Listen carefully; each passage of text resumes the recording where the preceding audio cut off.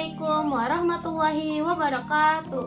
Halo teman-teman, di sini saya akan memaparkan hasil analisis buku Bahasa Indonesia kelas 2. Mata kuliah Konsep Dasar Bahasa dan Sastra Indonesia. Sebelum ke pembahasan, izinkan saya untuk memperkenalkan diri. Saya Indah Nur Akila, PGSD 2C. Langsung saja, yang pertama ada identitas buku. Judul buku yang saya kaji yaitu buku Bahasa Indonesia tentang Keluargaku Unik. Di sini saya menganalisis bab 3 yang berjudul Berhati-hati di mana saja dan bab 6 tentang bijak memakai uang.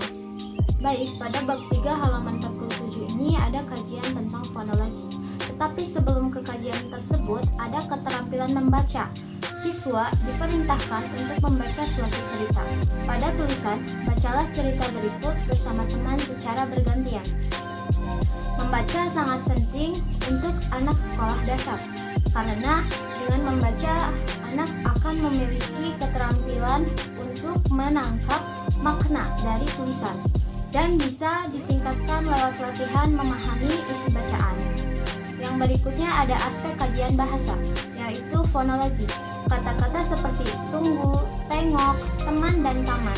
Fonologi adalah cabang ilmu linguistik yang mempelajari tentang bunyi-bunyi bahasa.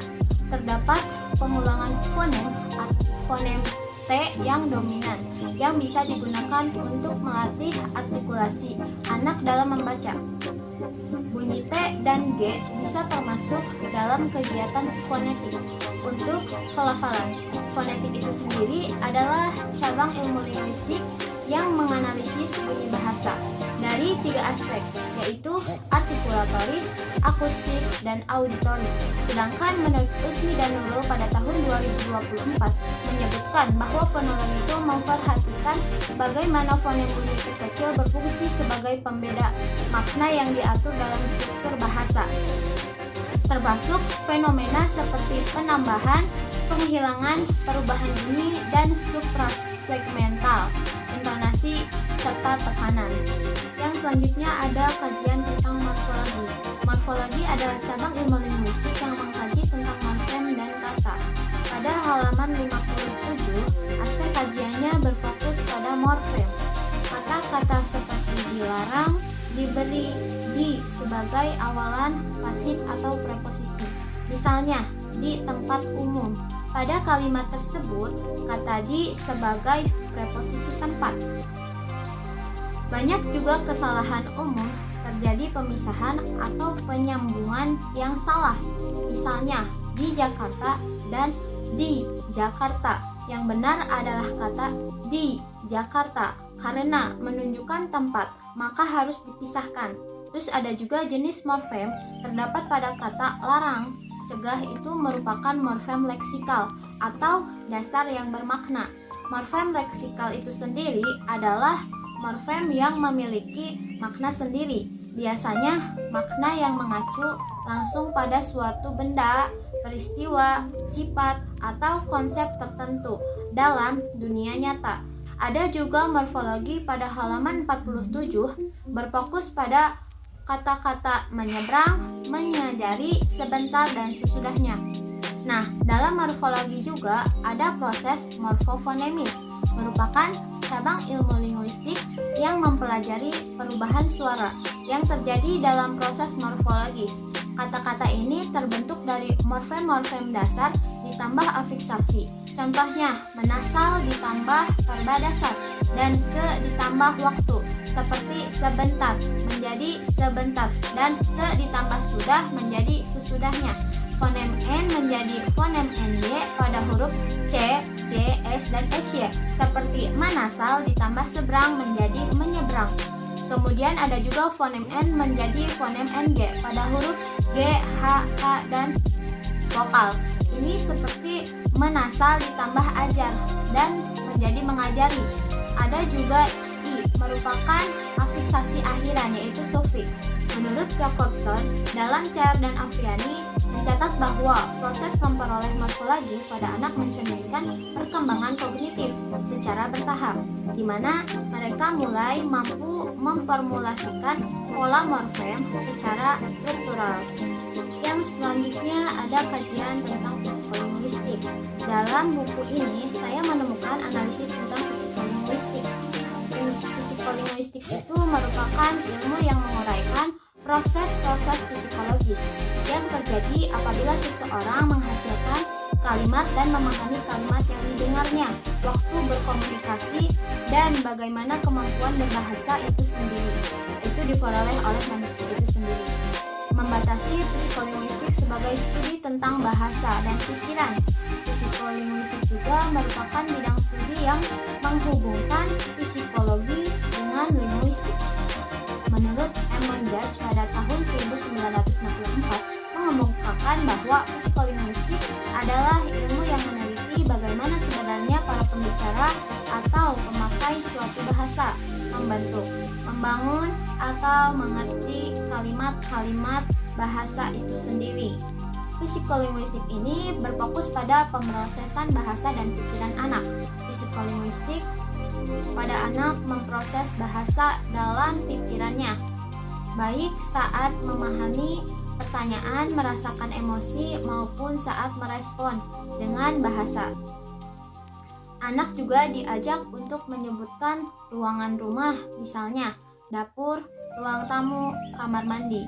Anak juga ditantang untuk menghubungkan emosi takut dengan ekspresi verbal, seperti menjawab, "Saya takut di kamar mandi karena bisa terpeleset." Sedangkan menurut Vygotsky menjelaskan bahwa zona perkembangan proksimal anak berkembang saat anak memecahkan masalah melalui bahasa yang diarahkan secara sosial. Misalnya instruksi dari guru mengenai tentang benda yang berbahaya di dalam rumah. Ada juga psikolinguistik pada halaman 51. Ini adanya bahasa asing atau pemerolehan bahasa kedua. Seperti kata zebra crossing. Anak awalnya tidak tahu, tetapi menjadi tahu. Anak memiliki kosakata baru pada bahasa keduanya. Dalam konteks bahasa Indonesia, frasa seperti zebra crossing sering masuk dalam percakapan saat penutur ingin menyampaikan konsep yang memungkinkan tidak sepopuler bahasa Indonesianya, penyeberangan yang bercat.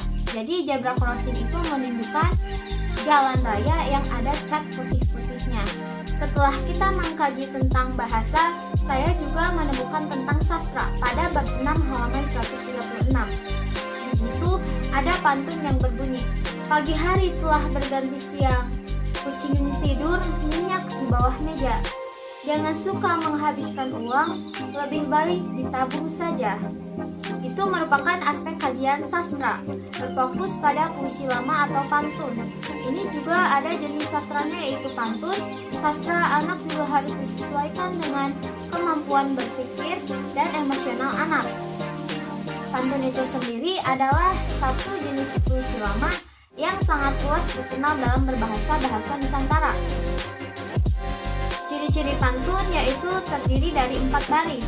Polanya AB, dan 2 baris pertama sebagai sampiran atau pembuka, 2 baris terakhir sebagai isi atau penutup dan pesan. Pantun yang terdapat pada halaman 126 ini termasuk pada pantun nasihat, karena berisi imbauan hemat yang berkaitan dengan pembelajaran ekonomi sederhana untuk anak, dengan cara mengajarkan bahwa uang lebih baik ditabung saja. Terus, pantun juga memiliki fungsi estetika dan nilai moral. Pantun memiliki unsur keindahan bahasa. Nah, tadi ada rima. Rima adalah pengulangan bunyi yang sama atau serupa pada akhir kata atau suku kata dalam sebuah kata atau frasa, yang sering digunakan dalam puisi atau lagu untuk menciptakan efek estetika. Nah, kemudian pantun juga meningkatkan apresiasi anak terhadap puisi dan menyampaikan pesan moral yang mudah dipahami dan diingat oleh anak. Nilai moral yang ada pada pantun tadi yaitu berupa hemat, bijak, dan tanggung jawab dalam membelanjakan uang. Pantun juga merupakan media yang menarik untuk menyampaikan pendidikan keuangan secara tidak langsung. Setelah kita membahas analisis tentang kajian bahasa dan sastra, buku bab 3 ini dapat disimpulkan. Buku ini mengajak siswa untuk selalu berhati-hati di berbagai tempat, baik di jalan raya, di tempat umum, maupun di rumah. Siswa juga diajak memahami pentingnya menyeberang jalan dengan benar, menggunakan aturan 4T. Tunggu, tengok kanan, tengok kiri, dan tengok kanan lagi. Siswa juga diajarkan untuk mengenali rambu-rambu dan tanda peringatan di tempat umum, serta harus waspada terhadap benda-benda berbahaya di dalam rumah. Selain itu, siswa juga belajar menggunakan tanda baca dengan tepat, berbicara dengan suara yang sesuai, dan menulis cerita sederhana dengan alur yang runtut. Semua kegiatan ini bertujuan untuk membentuk sikap tanggap, aman, dan bertanggung jawab dalam kehidupan sehari-hari.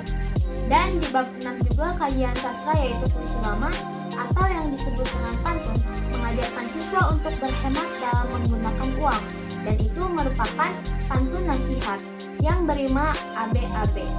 Sekian hasil analisis dari buku bahasa Indonesia yang dapat saya sampaikan.